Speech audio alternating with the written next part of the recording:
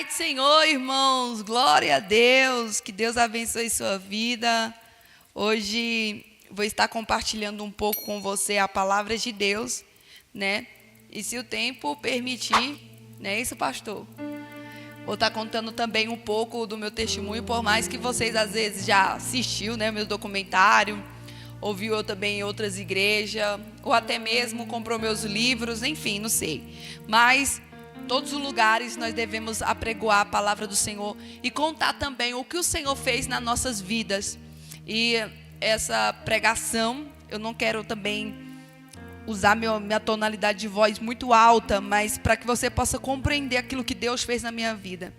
Em 1 Coríntios, que é um texto que eu gosto muito, 1 Coríntios capítulo 1, versículo 27 ao versículo 29, esse versículo, ele é muito importante na minha vida, porque foi o que o Senhor fez na minha história.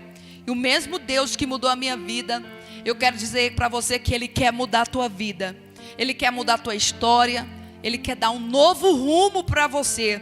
Mas basta você ter Ele completamente na sua vida. Eu estou na versão atualizada que diz assim: para envergonhar os sábios, Deus escolhe aquilo que o mundo acha que é loucura. E para envergonhar os poderosos, Ele escolhe o que o mundo acha fraco. Para destruir o que o mundo pensa que é importante, Deus escolhe aquilo que o mundo despreza e acha humilde e diz, não tem valor. Glória a Deus, porque Deus, Ele pega as coisas que não são para confundir aquelas que são, né, irmãos? Irmãos, preste atenção nessa inicial dessa palavra, antes da gente entrar no meu testemunho de vida, principalmente ministerial. Deus gosta de usar pessoas que são improváveis. O que a palavra improvável significa? Pessoas que não têm valor, pessoas que não têm importância para a sociedade. Porque na ótica humana de Deus, Ele olha diferente para mim e para você. Se eu desse o microfone para você, e tanto para você também que está em casa, contar o seu testemunho, e lembrar daquilo que Deus fez na tua vida, e já fez, e ainda vai fazer, você fala, isso é graça. Porque Deus, Ele é especialista em acreditar em pessoa. Deus é especialista em acreditar naqueles que o homem não dá nada. Acreditar nas pessoas que o mundo diz não tem jeito, nunca vai ser ninguém. Deus, Ele sempre ama confundir essas pessoas que julgam esses seres humanos. É bem verdade que eu não estou falando a favor de apologia, a favor de pecado, mas se essa pessoa está distante de Deus, pode estar lá na boca do fumo, pode estar lá na casa de prostituição, se essa pessoa tem uma promessa, Deus vai até lá, Deus resgata, Deus purifica e faz essa pessoa se tornar uma pessoa importante na presença do Senhor. Deus, Ele não olha o estado atual. Deus, Ele não olha o defeito dessa pessoa. Deus vê o que essa pessoa vai ser no futuro. Talvez você está orando por uma pessoa, pelo teu esposo, pelo teu marido, pela tua filha, e até mesmo você, que você diz assim, essa pessoa está tão distante de Deus, parece que não tem mais jeito, essa pessoa a cada dia mais só quer saber de bebida, de maconha, de cerveja, de narguilé, não sei mais o que, essa pessoa até mesmo trocou o seu sexo, não sei, e parece que é impossível Deus reverter essa situação, esse quadro de vida. Só que repita comigo, Deus ama investir em pessoas que são improváveis. Alguns personagens da Bíblia que foram pessoas improváveis, só que na mão poderosa, na mão do Senhor, se transformaram em homens que revolucionaram o mundo. Quando eu olho para a história de Moisés em Êxodo capítulo 10, versículos 11, que quando o Senhor aparece para Moisés perante aquela sarça, que ali Moisés estava tendo um encontro com a santidade de Deus e não sabia. Quando o Senhor fala, então vem Moisés, vem agora, porque eu vou te enviar. A primeira coisa que Moisés fala, quem sou eu? o complexo de inferioridade está dotado na vida de Moisés, e também até mesmo o seu temperamento, porque lembra que quando Moisés estava no Egito, ele tem um temperamento muito forte ao ponto de derrubar um homem, de matar um egípcio. Então assim, todas as vezes que Deus vai chamar alguém, ou toda vez que Deus chama alguém, a gente costuma dizer assim: será que Deus errou em endereço? Será que Deus realmente acertou quando me escolheu? Eu sou tão dotado de complexo de inferioridade, mas hoje Deus está dizendo: eu quero usar você mesmo que é improvável. Moisés era uma pessoa improvável, só que Deus tinha escolhido. Quando eu falo de improvável, eu não posso deixar de falar de Gideão. Gideão está vivendo em um tempo a qual o povo começa a saquear o povo de Israel, tomando tudo que eles tinham. E no meio daquele declínio espiritual, Deus resolve levantar Gideão. Só que o que Gideão vai estar dizendo? Mas eu sou o menor da casa do meu pai. Gideão estava dizendo: eu não tenho capacidade para executar o chamado de Deus na minha vida. Assim como já aconteceu várias vezes comigo, quando Deus fala: olha, eu vou fazer, eu vou cumprir, e a gente sempre acha uma desculpa para Deus, dizendo: é impossível Deus me usar, eu sou uma pessoa incapaz. E o último improvável aqui que eu coloquei é Davi. Davi, quando vai para a guerra, antes dele ir para a guerra, me perdoe, quando Davi está cuidando das ovelhas do seu pai, quando Samuel chega na casa de Jessé, que ele olha para Eliabe e diz: certamente está perante mim o rei. Só que o Senhor diz: Samuel, não se atente para a aparência, porque o homem só olha o que está na aparência, mas eu vejo o que está por dentro, eu vejo o coração, eu vejo a promessa. Samuel começa a dizer: ainda falta mais um, não sentaremos na mesa enquanto o menor não chegar. Diga-se comigo: eu não posso negar aquilo que Deus tem na minha vida. Hoje o Senhor está dizendo: você pode se sentir um improvável como esses homens, mas eu quero te dizer que quem te chamou foi Deus. E Deus, Ele quer te levantar. Deus, Ele quer confundir muitas pessoas que falaram que você não ia chegar. Eu quero compartilhar também acerca da minha chamada. Quando eu era pequena, né, quando eu estava para ser gerada, quer dizer, no ventre da minha mãe, Deus já havia profetizado para ela que a criança que ela iria gerar iria ser um fruto para cumprir uma promessa sobre a vida dela e também para cumprir o propósito de Deus. E quando eu nasci debaixo de uma impossibilidade, porque quando eu estava, minha mãe estava para dar luz, quando eu nasço sem respiração. E sempre quando eu falo que naquele dia Deus colocou sobre mim o fôlego de vida, porque quando Deus escolhe uma pessoa, irmão, ninguém pode impedir o chamado dessa pessoa. E eu creio ali que Deus já tinha me separado para eu me tornar aquilo que Ele queria que eu me tornasse no futuro. Só que é claro que projeto do diabo sempre vai querer nos derrubar e tirar do propósito de Deus. Então, quando eu tive 5 anos, 6 anos de idade, eu sofri um dos primeiros abusos sexuais que trouxe marca para a minha adolescência. Eu ainda não entendia o que era aquilo, porque eu era apenas uma criança de 5 anos. Quando eu tinha 12 anos de idade, eu lembro que eu estava na escola e a professora, ela contou, né, sobre o papel do homem e da mulher. E foi quando eu entendi que eu tinha sofrido um abuso sexual. E eu costumo dizer que um abuso sexual, ele tira a identidade dessa pessoa, tira a fragilização dessa pessoa, tira a proteção dessa pessoa. Essa pessoa se torna desprotegida e ao mesmo tempo não perguntando por que aconteceu isso comigo. Porque quando eu me lembro, sempre a pessoa que fez isso, né, sempre falava: você tem que guardar em segredo. E eu não entendia o porquê que eu passava daquilo. Existe muito porquê que você vai viver na sua vida, que às vezes você não vai ter resposta. Às vezes você vai sofrer calado, às vezes você vai carregar esses traumas por muito tempo na tua vida. Mas eu quero dizer para você que mesmo assim, essa derrota, mesmo assim, essa angústia, mesmo assim esse trauma que você viveu, vai fazer parte do projeto de Deus. Eu não entendia o porquê passava. E as pessoas literalmente também não sabiam o que eu passava, porque eu não contava. Eu tinha medo de ser rejeitada, medo de ninguém acreditar, medo de muitas coisas. E tudo isso foi influenciando para que eu pudesse ser uma improvável da minha família. Porque na minha família eu sempre fui a estranha. Além de eu estar carregando esses traumas, eu sofri bullying na escola. Bullying por ser crente, bullying por ser diferente, porque meu pai ele sempre foi bastante, rigoroso, não deixava a gente fazer alguns cuidados.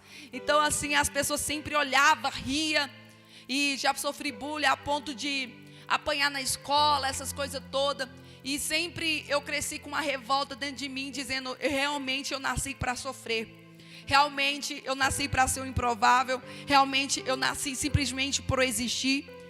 Eu não tenho propósito, nada na minha vida. Tudo que eu vivi na minha infância, tudo que eu vivi no início da minha adolescência sobre Deus é mentira. Porque Deus, Ele nunca cuidou de mim. Deus, Ele nunca me guardou. E foram bastante o porquê que tinha acontecido isso na minha vida. E eu fui entrando em outros vícios, como os vícios pornográficos, o vício do álcool. Eu fui me envolvendo com outras pessoas na minha adolescência. Eu queria realmente conhecer o mundo. Glória a Deus. Mas, gente. Não. Eita glória. Do replay. Então, eu queria reconhecer o que o mundo podia me proporcionar. E é claro, não foi uma boa escolha. Porque uma menina cheia de revolta agora vai envolver com pessoas da vida, pessoas erradas. E eu não tinha felicidade. Mesmo estando lá no mundo, eu nunca tinha felicidade. Eu só queria me tornar uma pessoa feliz, me tornar uma pessoa que pudesse viver a promessa do Senhor sobre a minha vida. E eu me lembro que quando eu fui uma vez no congresso, para a gente resumir, todas as pessoas que me olhavam falavam assim, nossa, a Priscila é tão estranha. Nossa, porque eu sempre fui muito calada, sempre ficava dentro do quarto, aquela coisa toda, tinha uma raiva dentro de mim, mas ninguém sabia o porquê que eu era daquele jeito, porque eu carregava traumas. E eu lembro muito bem quando eu fui num congresso e um irmão bem pentecostal, eu não queria ir para a igreja naquele dia, Eu nem sei se eu conto isso no meu documentário, mas eu acho muito importante, porque eu lembro que eu não queria ir para a igreja naquele dia. E meu pai, não, você vai para a igreja. Eu tinha uns 13 anos de idade, já afastada, aquela coisa toda. E eu lembro que eu falei, tá bom, vou sentar lá no último banco da igreja. E eu lembro como fosse hoje, eu estava com um vestidinho azul, um salto desse tamanho, com o rosto todo pesado. E ele veio lá da frente até onde eu estava e disse assim, moça, assim diz o Senhor dos Exércitos, aquilo que eu tenho para fazer na tua vida é coisa grande. Eu vou mudar a tua história. Para o mundo você pode ser uma improvável, para a sua família, mas eu sei o que você passou. E te digo, eu vou te transformar em uma pregadora da palavra. Você vai se tornar uma missionária da minha obra. E eu lembro que eu fiquei parada e falei, impossível isso aí acontecer. Nem falar eu sei e nem desejo de servir a Deus completamente eu tenho. Só que mesmo assim, eu sempre guardei isso para mim, aquelas palavras, não, é algo grande que Deus vai fazer na minha vida. Eu lembro que eu era motivo de riso por muitas pessoas, pelo fato também que eu tinha alguns problemas, até mesmo da estética, que eu tinha um problema, só que Deus abençoou e eu fiz uma cirurgia, Então tudo foi melhorando. E eu lembro que muita gente não acreditava em mim, até mesmo família que às vezes era para abraçar, para cuidar, mas negavam, não queriam investir, enfim. Eu lembro que uma vez, eu dotada de tantos problemas que me cercava, que eu falava assim, a única coisa que tem para a minha vida é morrer. eu já tinha feito pacto, né, com o diabo. E eu falei assim: a única solução que eu tenho para minha vida é tirar ela, porque realmente eu nasci para sofrer. E eu lembro que depois que eu estava até mesmo embriagada, que eu tinha voltado de uma festa, eu lembro que minha mãe estava saindo para ir para a igreja, e ela voltou e ela viu o meu estado. E eu em silêncio, porque eu já sabia o que eu ia fazer naquele dia. Eu ia tirar minha vida, eu ia acabar com tudo, porque existem dores que às vezes você não consegue dominar. Existem dores que você só fica sofrendo e você quer arrancar ela dentro de você e você não consegue. É quando você sofre calado, é quando as pessoas não entendem o seu grito de agonia. Só que Deus, Ele entende. Ei, tá ficando sério aí. Então, naquele dia, minha mãe voltou e falou: Priscila, eu quero dizer para você que você vai ser uma grande mulher de Deus. E eu falei assim, e ela fechou a porta e falou assim: eu te vejo como uma pregadora da palavra. E ela fechou a porta e foi embora. Naquele mesmo instante, o inimigo, que eu tinha muita intimidade com ele, pelo pacto que eu tinha feito, ele falou: você não vai acreditar no que ela disse. Porque aquilo ali ficou na minha mente, né? Ela falou para mim que eu vou ser uma pregadora e que eu sou uma benção. Como assim? É por isso, se você está orando pelo seu filho, pela sua filha, ele pode estar lá no prostíbulo. Profetize palavra de bênção. Não passe a mão em cima do pecado jamais, mas abençoe o seu filho e sua filha. E ela saiu, fechou a porta. E o diabo falou assim: você vai acreditar no que ela está dizendo a respeito de você? É mentira. Você nasceu para sofrer. Você nasceu para ser um improvável. Naquele mesmo momento eu peguei uma tesoura para tirar minha vida. Naquele mesmo momento eu falei: eu realmente quero colocar o fim em tudo, em todos os projetos que eu nunca nem vi na minha vida. Quando eu fui para colocar a tesoura para tirar minha vida, naquele mesmo momento a minha janela se abriu. A voz do Todo-Poderoso bradou dentro do meu quarto e disse assim: Priscila, não faça isso. A minha promessa está de pé na tua vida. Quando eu ouvi aquelas palavras, meus irmãos, me deu uma esperança de viver. Me deu uma esperança de crescer no ministério tão forte, que eu já estou terminando. Que ali começou um processo muito difícil na minha vida. O processo de libertação, que depois eu quero contar também para vocês. Mas quando você está no processo de levantar de Deus, irmãos, não vai ser fácil, porque as pessoas vão querer duvidar de você. As pessoas vão falar assim: será mesmo que é verdade isso que ela está vivendo, que ele está vivendo? Só que não se preocupe. Você pode ser um improvável para um homem, mas para Deus, Deus acredita em você. Você pode repetir comigo, diga assim: Deus acredita em mim. Eu queria a mudança muito rápida, né? E literalmente foi assim na parte por de fora, a parte externa. Eu mudei muito rápido, só que por dentro ainda eu não perdoava. Eu era muito rancorosa. Eu tinha raiva de tudo que já tinha acontecido lá no meu passado. Só que mesmo assim Deus estava falando comigo: Priscila, eu não desisto de você. Eu sou o Deus que começa a boa obra e sou o Deus também que termina a boa obra. O que eu acho interessante é que as mesmas pessoas que me negaram ajuda no passado são as mesmas que hoje chegam e falam assim: você pode orar por mim? Você pode liberar uma palavra sobre mim? Isso aqui não é egocêntrico, isso aqui é cumprimento de promessa. Às vezes você está do outro lado dizendo: eu sou uma improvável, como Moisés disse, como Gideão disse, como Davi disse. Mas assim diz o Senhor para a tua vida: mesmo você se sentindo improvável, eu te chamei no meio da guerra. Eu te chamei no meio da tua parentela. Talvez você não tenha amor de pai, talvez você não tenha amor de mãe, talvez você não tenha amor da sociedade, mas tem um Deus que está dizendo para você: eu tenho uma promessa a ser realizada na tua vida. Eu sou um Deus que começa uma boa obra. E sou um Deus também que termina essa boa obra na tua vida. E assim como Deus fez na minha vida, que meu testemunho é muito grande, Deus também quer fazer na tua vida. Deus, Ele quer te transformar num canal de bênção. Para quê? Para aqueles que olharam para você, vão ter que olhar para você diferente e falar: verdadeiramente Deus ainda transforma a vida. Verdadeiramente Deus ainda renova a promessa. Verdadeiramente Deus ainda cumpre promessa. É por isso, se eu fosse você, eu não desistia.